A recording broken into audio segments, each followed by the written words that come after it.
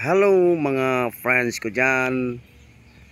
Ang nakikita nyo dito, itong tilaw na gate na yari sa kawayan, ito ay ang gate mismo ng Marangal Resort dito sa Balagtas, Bulacan.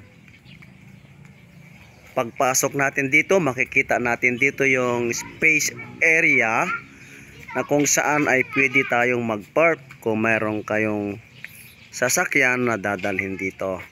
Sa di kalayuan, yung pinto doon, yan ay comfort rooms. Tara, pasukin po natin. Sa gilid po nito makikita natin yung mga halaman na talagang pag tinitigan natin ay nakakatanggal ng stress, nakaka-relax sa mata, lalo na yung mga ulap na ating nakikita. Ayan. At ito naman ay may mga cottages dito. Ito yung malaking cottage, nakikita nyo, talagang napakalinis. Ang ganda ng pagkapinturan niya. Kung gusto nyong mag-videoke, makikita nyo ang videoke dito, meron sa loob, naka-ready na.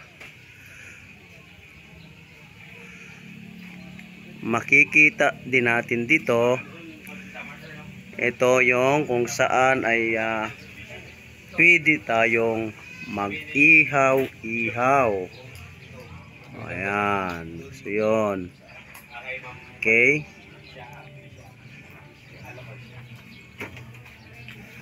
Ito, ikutin pa natin yung mga cottage na talagang napakagaganda,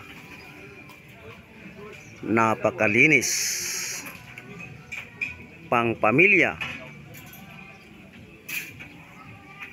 pang masa, ika nga. Ayan, di ba? Oh.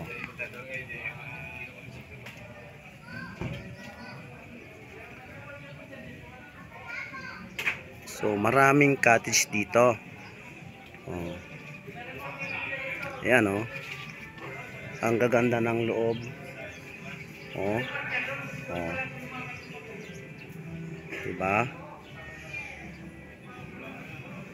Oh. Oh. Oh, yung bubong oh. Akala mo pag tinitigan natin oh, parang mga chocolate hills. Ah. Chocolate hills ah. Oh. Oh. Mayroon din ditong ito na yung pool. Makikita natin dito yung pool. At ingat-ingat lang, baka mahulog ang ating cellphone pag nagbibideo tayo. Oh, oh. Uy, eagle to ah, ang laking eagle oh. Oh, oh.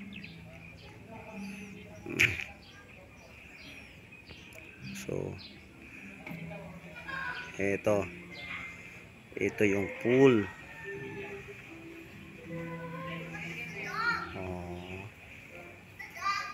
Ayan o, ang ganda talagang tingnan, pati mga halaman sa gilid nito.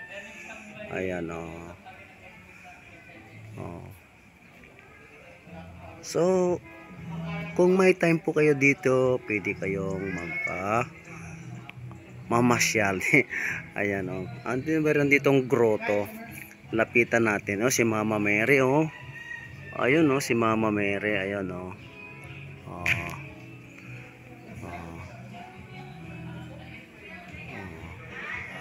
Tara. Ay. Itong mga halaman na ito ay talagang napakasarap sa mata. Oh. Sa labas dito makikita natin yung mga may palayan no, sa labas dito.